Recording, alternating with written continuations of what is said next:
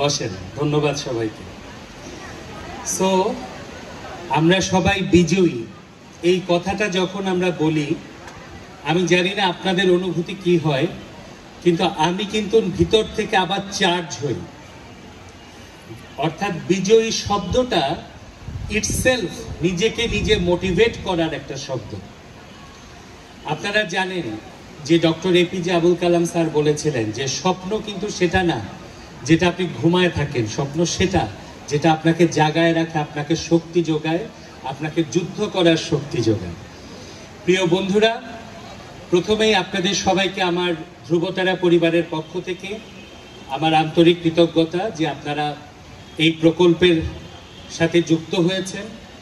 আপনারা একটা বিশ্বাস নিয়ে, আশা নিয়ে, স্বপ্ন নিয়ে আমাদের সফট স্কিল ট্রেনিংয়ের অংশগ্রহণ করেছেন, অথবা যারা রংপুরের সাধারণ মানুষ যারা একটা চাকরির আশায় আজকে এখানে এসছেন, আমি তাদের প্রত্যেকের প্রতি আমার আন্তরিক কৃতজ্ঞতা জানাই যে আপনারা কষ্ট করে এখানে এসছেন, এবং একই সাথে সরকারের যারা প্রতিনিধি এবং একই সাথে প্রাইভেট সেক্টর, যে প্রাইভেট সেক্টর বাংলাদেশের অর্থনীতির একটা বিরাট শক্তি। আমাদের বৈচিত্র্যময় যে প্রাইভেট সেক্টর, বিশেষভাবে রংপুরের যাদের কথা আপনারা সবাই এতক্ষণ শুনলেন, আমি তাদের নাম ধরে আসলে বলতে গেলে কাকে ফেলে কাকে বাদ দেই, আমি সবাইকে আমার আন্তরিক কৃতজ্ঞতা জানাই। আমি গর্বিত আপনাদের সফলতা দেখে, আপনাদের স্বপ্ন জেনে, আপনাদের মানুষের প্রতি কমিটমেন্ট দেখে। মঞ্চে তানভীর আশরাফি ভাই আছে। তানভীর ভাই আপনাদের জন্য অনেক বড় ব্যবসায়ী, কিন্তু আমার জন্য উনি আমার খুব কাছের বড় ভাই। আমি ওনাকে অনেক বছর ধরে চিনি, এবং ধ্রুবতারার খুবই দুঃসময়ে যখন ধ্রুবতারা প্রথম এই রংপুরে যাত্রা শুরু করে, তখন তানভীর ভাই কিন্তু আমাদের পাশে থেকেছেন, নানাভাবে আমাকে উৎসাহিত করেছেন, পরামর্শ দিয়েছেন, এবং চট্টগ্রামে আমাদের যাত্রাতেও ওনারই পরিবারের সদস্য, আমরা একসাথে কাজ করছি। ফলে আমি তানভীর ভাইকে অনেকদিন চিনি। বিশেষভাবে আমি বলবো যে মানুষের প্রতি ওনার যে কমিটমেন্ট, বিশেষভাবে একটা পরিকল্পিত নগর গড়া নিয়ে উনি অনেকদিন কাজ করছেন, আমি ওনাকে আন্তরিকভাবে ধন্যবাদ জানাই। আমি আজকে বেশি কথা বলবো না, কারণ অলরেডি দুপুর হয়ে গেছে। আমি একটা ছোট্ট গল্প বলি। আমি একসময় স্ট্যান্ডার্ড চার্টার্ড ব্যাংকে কাজ করতাম। নাম শুনছেন standard chartered bank? Standard chartered ব্যাংকে বিশ্বে ব্যাংকের রাজা বলা হয়, কারণ বিশ্বের সবচেয়ে অধিকাংশ দেশে স্ট্যান্ডার্ড চার্টার্ড ব্যাংক ব্যাংকিং করে থাকে, এবং বাংলাদেশ জন্ম হওয়ারও আগে থেকে স্ট্যান্ডার্ড চার্টার্ড ব্যাংক এই অঞ্চলে কাজ করে। তো আমি যখন প্রথম চাকরিতে যাই, সে ইন্টারভিউর একটা গল্প বলি। আমি ছোটবেলা থেকে টেলিভিশনে কাজ করি, অভিনয় করতাম, কবিতা আবৃত্তি করতাম, গান করতাম, আমার কালচারাল লাইনে ডিবেট করতাম ঘন্টার পর ঘন্টা। ফলে কথা বলার একটা সহজাত চর্চা আমার ছিল। আমি তথাকথিত ওই যে ট্রেনিংয়ে হয়তো যেতে পারিনি, বা আমাদের সময় আজকের বিজয়ী প্রকল্প ছিল না, আমাদেরকে অনেক কষ্ট করে দাঁড়ে দাঁড়ে ঘুরে এইসব শিক্ষাগুলো নিতে হতো। তো সেখান থেকে মানুষের প্রতি কাজ করার যে সুযোগ, আমি জানি না আপনারা ধ্রুবতারার গল্প জানেন কিনা। আমি যখন ক্লাস 7-এ পড়ি, তখন আমি ধ্রুবতারা শুরু করেছিলাম। আমি আমার জীবনের 24 বছর এই প্রতিষ্ঠানকে নিয়ে দেশে বিদেশে কাজ করে যাচ্ছি, যুদ্ধ করছি, এখনো প্রতিদিন নানা চ্যালেঞ্জ মোকাবেলা করছি। কেন করছি? কারণ আপনারা হয়তো চাকরির জন্য আসতে পারছেন, আমার কাছে আপনার স্বপ্নই আমার স্বপ্ন। আমার স্বপ্নে সফলতা তখন যখন আপনি নিজের পায়ে দাঁড়িয়ে স্বাবলম্বী হবেন। আপনি তখন হাত তুলে যে দোয়া করবেন, আপনার পরিবারকে যখন আপনি 1 কেজি চাল এনে দিবেন ভাত খাওয়ার জন্য, সেটাই হচ্ছে আমার সবচেয়ে বড় ইবাদত, সবচেয়ে বড় সফলতা। এই বিজয়ী প্রকল্প আমাদেরকে প্রতিনিয়ত ইন্সপায়ার করে তরুণদের জন্য কাজ করতে। আমি যখন স্ট্যান্ডার্ড চার্টার্ড ব্যাংকে চাকরিতে যাই, এই যে অনেকে সিভি জমা দিচ্ছেন, হয়তো সিভি দেওয়ার পরে আপনাদের মন খারাপ হয়ে যায়, কেন ডাকে না। একটা ছোট্ট গল্প বলছি যে কিভাবে ইন্টারভিউ বোর্ড ফেস করতে হয়, তার গল্প। আমাদের স্ট্যান্ডার্ড চার্টার্ড ব্যাংকের HR হচ্ছে ইন্ডিয়ান লোকরা, তারা চেন্নাই বেস, তারা একটা স্পেশাল এজেন্সি, তারা আমাদের রিক্রুটমেন্টটা করে। তো সেই রিক্রুটমেন্টে যখন আমার সিভিটা আমি জমা দেই, তো তারা আমার সিভিতে অভিজ্ঞতা দেখে বলতেছে তুমি তো এই চাকরি করবা না। কেন? বললো যে ব্যাংকের চাকরি হচ্ছে সকালে যাবা, রাত্রেবেলা বের হবা, সারাদিন তোমার ডেস্কে চাকরি, আর তুমি সারাদিন ঘুরে বেড়াইছো বিভিন্ন জায়গায়, তুমি এই চাকরি দিয়ে তোমার লাভ নাই, তুমি পড়ালেখায় ভালো কিন্তু তোমাকে আমি চাকরি দিতে পারবো না। মানে এমন ভাবে বললো বোর্ড, মানে আমি ওইখানে শেষ। এখন আমি তো ধরেন একটু জিনিস আর কি, তো ওনাকে কি বললাম, আমি বললাম ম্যাডাম সরি, আসলে আপনি আমার সিভিটা ঠিক মতো পড়েন নাই। তো মানে উনি একটু যে ওনাকে আমি চ্যালেঞ্জ করতে না, আপনি সিভিতে মিস করে গেছেন, আপনি মন দিয়ে পড়েন নাই। তো বলে যে কি মিস করেছে, আমি তো দেখেছি তুমি অমুক জায়গায়। আমি না, আপনি ভালো করে পড়েন, আপনি একটা লাইন মিস করে গেছেন। ওইখানে দেখবেন প্রত্যেকটা সিভিতে একটা লাইন থাকে ক্যারিয়ার অবজেক্টিভ। সেই ক্যারিয়ার অবজেক্টিভ একটা লাইন এমন ছিল, বাংলাতে কথাটা এমন, আপনি যদি আমাকে বিশ্বাস করেন, আমি আপনার প্রতিষ্ঠানকে তার চেয়ে 1000 গুণ বিশ্বাস দিয়ে নিজের সর্বোচ্চটুকু দিয়ে দাঁড় করাতে কাজ করব। তারপরে তার উত্তর ছিল তুমি কবে জয়েন করবা। So that is the confidence you should have in the viva board, যে ও শের, কিন্তু আপনাকে শেরের উপর সোয়াশের হইতে হবে। আমরা অনেক সময়, যে একটু আগে একজন বলছে ডিপ্লোমেসি, কূটনীতি, কূটনীতি শিখতে হবে। এখন দেখছেন না ইলিশার নদীর কূটনীতি চলছে, মাঝে মধ্যে একটু কূটনীতি লাগবে ভাইভা বোর্ডেও। আপনাকে জানতে হবে, আপনারা সবাই সবকিছু জানি না, কিন্তু সফট স্কিল ট্রেনিং এর শক্তি হচ্ছে আপনাকে এমন ভাবে মানে তৈরি করা হয় যে আপনি আপনার কমিউনিকেশন দিয়ে, আই কন্টাক্ট দিয়ে, বডি ল্যাঙ্গুয়েজ দিয়ে একজনকে কনভিন্স করে নিয়ে আসতে পারেন। সো আমরা আপনাদের কাছে এতটুকু শুধু চাই যে আমাদের দ্বারা যেহেতু প্রকল্পে একটা মিনিমাম বাজেট থাকে, আমরা চাইলেও বারবার আপনাদেরকে ট্রেনিং দিতে পারবো না, কিন্তু আপনাদেরকে আমরা বারবার যুক্ত করছি, আপনাদেরকে আমরা হোয়াটসঅ্যাপে যুক্ত করছি, সোশ্যাল মিডিয়াতে যুক্ত করছি, প্ল্যাটফর্ম করে দিচ্ছি, এই ধরনের প্রোগ্রামে একত্রিত করছি। উদ্দেশ্য কি? যাতে আপনার চার্জের বাতিটা যেন হাই থাকে, আপনি যেন আশাহত না হন। কিন্তু দিন শেষে ভাই কেউ কাউকে চাকরি দিতে পারবে না, চাকরিটা আদায় করতে হবে। এখন ওই যে বললো আপনাকে আমি নিয়ে গেলাম, কিন্তু আপনি যে ওই যে ডেস্কের জব আপনি করবেন, এই মাইন্ডসেট থেকে আপনাকে বের হয়ে আসতে হবে। মনে রাখবেন যে আপনার কিন্তু এখন কোনো অভিজ্ঞতা নাই, কিন্তু আপনি যখন কোথাও 6 মাস বা 3 মাস কাজ করবেন, সেখানে কিন্তু সার্টিফিকেটে একটা অভিজ্ঞতা থাকবে, একটা সার্টিফিকেট থাকবে।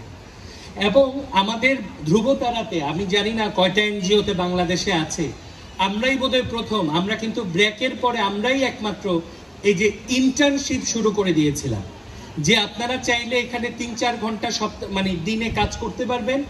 ইন্টার্ন করে আপনারা শিখবেন কিভাবে একটা এনজিওর কাজ করতে হয়, কিভাবে ডকুমেন্ট লিখতে হয়। ফলে ওই ইন্টার্নের সার্টিফিকেট নিয়েও কিন্তু আপনি একটা জায়গায় দাঁড়ায় যেতে পারবেন। আমাদের রংপুর অফিস হচ্ছে রাধা বল্লভে।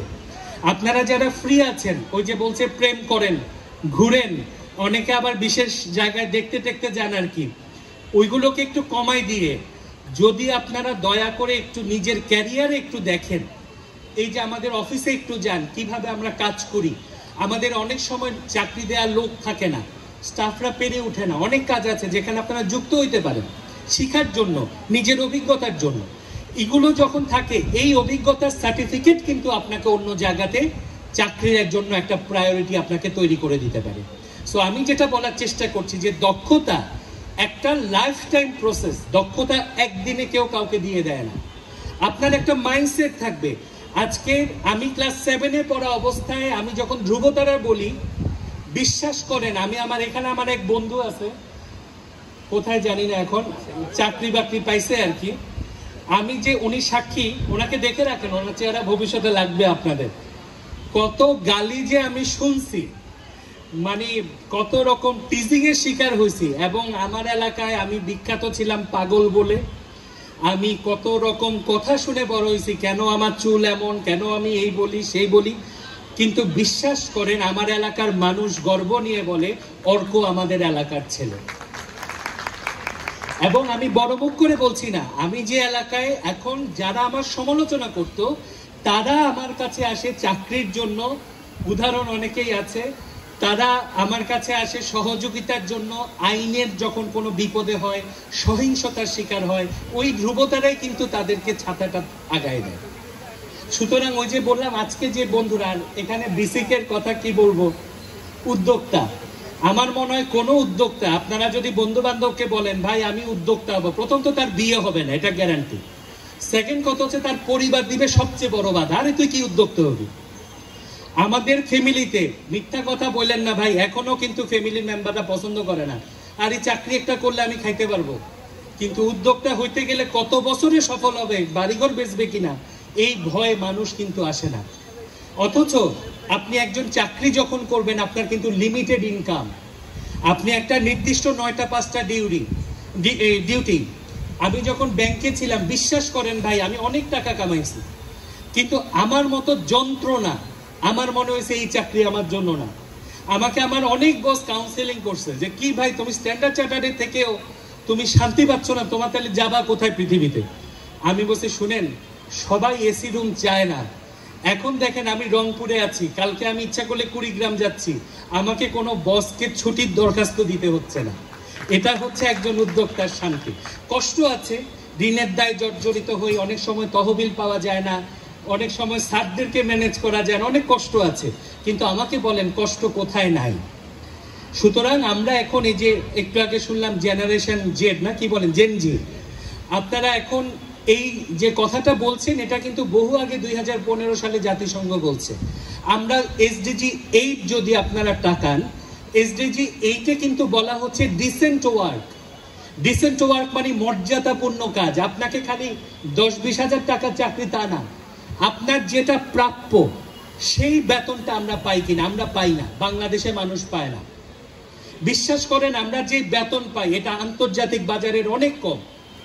এটা দোষ ব্যবসায়ীদের না, কারণ ব্যবসার পরিবেশটা আমরা ওইভাবে তৈরি করতে পারি না। এখানে আপনাদের আমাদের মিলেমিশে কাজ করতে হবে। মনে রাখতে হবে ব্যবসাকে টিকে থাকলে আমার ভাত আসবে।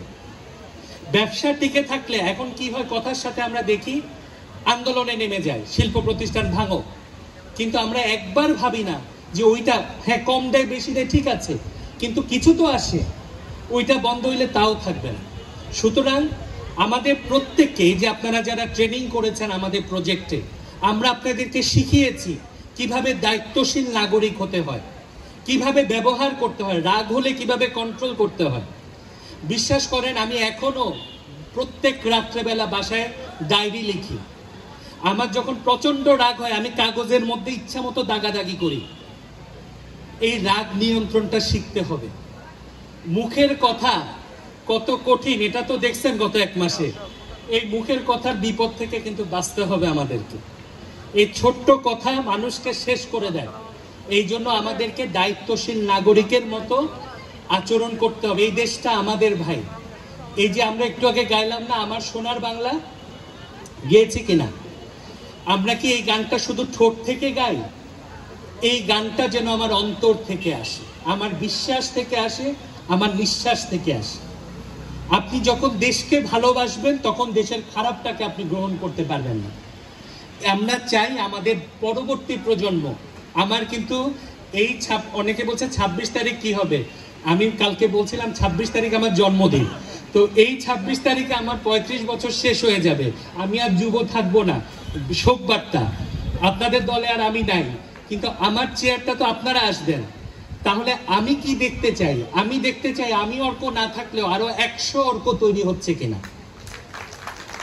আপনাদের কাছে এই অঙ্গীকারটুকু চাই যে আপনারা হার মানবেন না। আপনারা দয়া করে যা কিছু হোক, কাছের মানুষ থেকে কষ্ট পাবেন, রেডি থাকেন তার জন্য, বিশ্বাস করবেন, ধোঁকা খাবেন, কিন্তু নিজের প্রতি বিশ্বাস হারাবেন না। বিশ্বাস করেন আমি প্রতিনিয়ত অসংখ্য খারাপ সিচুয়েশনের মধ্যেও নিজেকে আমি বলি যে না, কালকে নতুন দিন হবে, কেউ না কেউ আগায় আসবে, কেউ না কেউ আমাদেরকে বিনিয়োগ করবে, কেউ না কেউ হেল্প করবে। এইভাবে আস্থা রাখবেন, দেখবেন এই চাকরি হাজার কোম্পানি আপনার দিকে আগায় আসবে। তবে মাইন্ডসেটটা একটু আপনাদেরকে পাল্টাতে হবে, যে ডেস্কের চাকরি, ওই কর্পোরেট চাকরি ওইটা না করে কাজ শিখা, কাজ থেকে আনন্দ পাওয়া। আর আপনাদেরকে একটা ভালো খবর দিয়ে যায়, 3টা ভালো খবর। প্রথম ব্যাপার হচ্ছে আগামী বছর থেকে আমরা 3 ধরনের অনুদান দিব। প্রথম অনুদান, মন দিয়ে শুনতে হবে কিন্তু, পরে আর বলতে পারবো না। এগুলো পাইতে হইলে বিডি জবসে চোখ রাখতে হবে। কারণ আপনারা জানেন যে ডোনার এজেন্সিতে স্বচ্ছতা নিশ্চিত করতে হয়। স্যার আপনি একটু শুনবেন। প্রথম অনুদান আমরা দিব উদ্যোক্তাদেরকে, যারা ক্লাইমেট ফ্রেন্ডলি কোনো প্রোডাক্ট উৎপাদন করবে, গ্রিন উদ্যোক্তা, আমরা তাদের জন্য একটা বিশেষ স্কিম আমাদের এই প্রকল্প থেকে আমরা লঞ্চ করতে যাচ্ছি। এক, দুই হচ্ছে আমরা যেসব সংগঠন আছে, যুব সংগঠন জানেন তো, ছোট ছোট ক্লাব আছে বিভিন্ন এলাকায় কাজ করে, তাদেরকে আমরা ছোট ছোট অনুদান দিতে যাচ্ছি, যেই অনুদানের মাধ্যমে তারা বিভিন্ন সামাজিক সমস্যা প্রতিরোধে তারা তাদের এলাকাগুলোতে কাজ করবে এবং তাদের ক্যাপাসিটি আমরা তৈরি করে দিব যাতে তারা আমাদের মতো বড় হইতে পারে। 3 নাম্বার, আপনারা যারা ট্রেনিং করেছেন, ভবিষ্যতে যারা ট্রেনিং করবেন, যারা করেছেন তাদের ভাগ্য জানি না, কিন্তু পরবর্তী বছরেও এই সুযোগ আমরা দিব। সেখানেও আমরা ট্রেনিং এর পরে বেশি টাকা না দিতে পারলেও কিছু কিছু টাকা দিয়েও আমরা যদি আপনাকে একটা জিনিস কিনে দিতে পারি, যেটা দিলে আপনার হয়তো একটা ব্যবসা হবে। যেমন আমি বলি, ছোট্ট একটা উদাহরণ দেই, আমরা এক সময় 1000 বিউটিফিশিয়ান তৈরি করছিলাম বাংলাদেশে অর্থ মন্ত্রণালয়ের টাকা থেকে। এখন চিন্তা করে দেখলাম যে যখন বিউটি পার্লার দিতে যায় অনেক টাকা লাগে, তখন আমি একটা আইডিয়া বের করলাম। এই আইডিয়াটা দেওয়া হলো যে অনলাইনে ধরেন একটা মেয়ে, আমাদের যারা মা বা বোন দেখবেন যে তারা সাজার জন্য লোক লাগে, তো সেখানে যদি একটা মেয়েকে তারা অনলাইনে অর্ডার দেয়, ওই মেয়েটা বাসায় যেই তাকে বিউটিফিকেশনের কাজটা করে দিয়ে আসবে, তাকে আর দোকান করতে হবে না। ট্রাস্ট মি, 1000 জনের মধ্যে 450 জন ছিল হাইয়েস্ট ব্যবসা তারা করছে বিভিন্ন জেলায়। এবং একটা কোম্পানি ঢাকাতে ধ্রুবতারার টাকায় তৈরি করা হয়েছে, যেটা one of the best e-commerce, সেবা XYZ।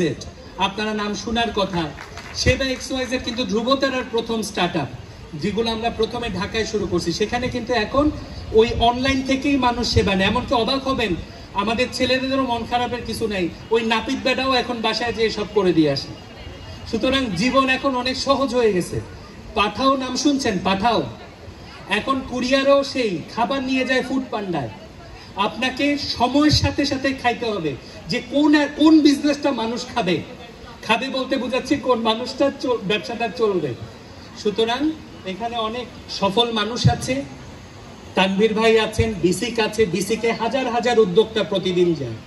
ওনাদের কাছে গেলে আপনারা পরামর্শ পাবেন।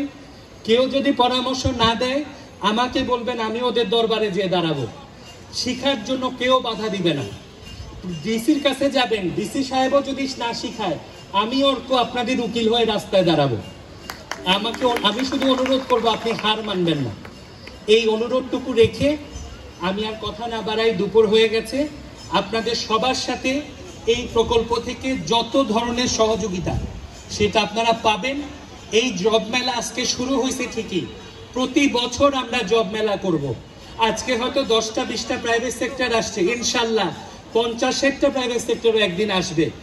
এবং আমরা আগামী বছরের শুরুর দিকে আমরা যদি সময় সুযোগ সব বাজেট মিলাতে পারি, বিনিয়োগকারী পাই, আমরা এখানে একটা ট্রেনিং সেন্টার কাম রেসিডেন্সিয়াল সেন্টার করে দিব, যেখানে আপনাদের সকল প্রতিষ্ঠান এখানে ট্রেনিং পাবে, তারা এখানে হল ইউজ করতে পারবে এবং আমরাও সেখানে ট্রেনিংগুলো দিতে পারবো। এবং সেটা হবে পরিবেশ সম্মত ইকোসিস্টেমের একটা জিনিস, যেটা নিয়ে আমরা এখন কাজ করছি এবং বিনিয়োগকারী খুঁজছি। 2 হচ্ছে আমরা বিসিকে সহযোগিতা অবশ্যই চাইব, আমরা শিল্পমুখী হতে চাই। সেই জন্য ধ্রুবতারার যে IGA প্রোগ্রাম, সেখানে আমরা কিভাবে কর্মসংস্থান নিজেরাই বাড়াতে পারি সেই জন্য আমরা জমি নেওয়ার চেষ্টা করব এবং উৎপাদনমুখী ফ্যাক্টরি গড়ে তোলার ব্যাপারে আমরা অবশ্যই আইনের মধ্য থেকে ভবিষ্যতে আমরা পৃথকভাবে আমরা পদক্ষেপ নেব। সেটার জন্য হয়তো এনজিও হিসেবে আমরা পারবো না, আলাদা একটা লিমিটেড কোম্পানি অথবা ধ্রুবতারার একটা ভেঞ্চারের মতো করে আইনগুলো দেখে আমরা একটা কর্তৃপক্ষ তৈরি করব, যাতে আপনাদেরকে আমরাই অনেক জায়গাতে চাকরির সুযোগ নিজেরাও করে দিতে পারি। আর এখানে যারা প্রাইভেট সেক্টর আছেন সবাই আমাদের বন্ধু, সবাইকে আমি অনুরোধ করতে চাই, যারা এখানে মঞ্চে আছেন, সামনে আছেন বা ঘুরছেন, আপনাদের এরা কিন্তু শুধুমাত্র সফট স্কিল ট্রেনিং পেয়েছে তা না, এদেরকে নীতি নৈতিকতা শেখানোরও একটা চেষ্টা আমরা করেছি। সুতরাং এই কঠিন সময়ে যখন ইমানদার মানুষ পাওয়া মুশকিল, সেখানে আমরা অন্তত চেষ্টা করেছি একটা বেসিক জায়গা তৈরি করতে। আমি আপনাদেরকে অনুরোধ করব, আপনারা আমাদের লোকজনদেরকে চাকরি দেন এবং যারা উদ্যোক্তা হতে চান তারাও আমাদের কাছে আসেন। বিসি কাছে আরো অনেকে আছে, আমরা আপনাদের পাশে সাধ্যমতো থাকব। আমি আর কথা না বাড়িয়ে আপনাদের সবাইকে শুভেচ্ছা জানিয়ে এই জব মেলার উদ্বোধন ঘোষণা করছি এবং আমরা একটু সব অতিথিকে আমাদের সাথে একটু জাস্ট আনুষ্ঠানিকতার জন্য আমরা এখন একটু ওই পাশে যাব এবং স্টলগুলো ঘুরে দেখব।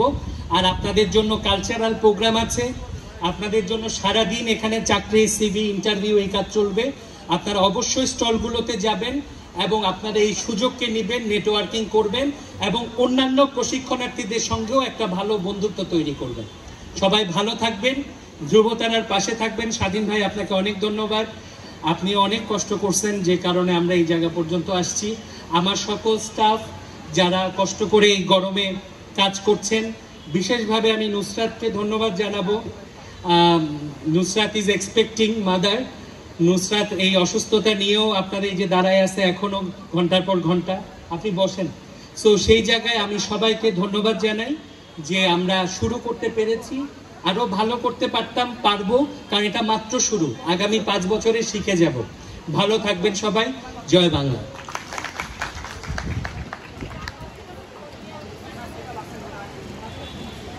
ধন্যবাদ ধ্রুবতারা ইউথ ডেভেলপমেন্ট ফাউন্ডেশনের প্রধান নির্বাহী কর্মকর্তা অমিয় প্রাপন চক্রবর্তী স্যারকে। আমরা স্যারকে রিকোয়েস্ট করব সম্মানিত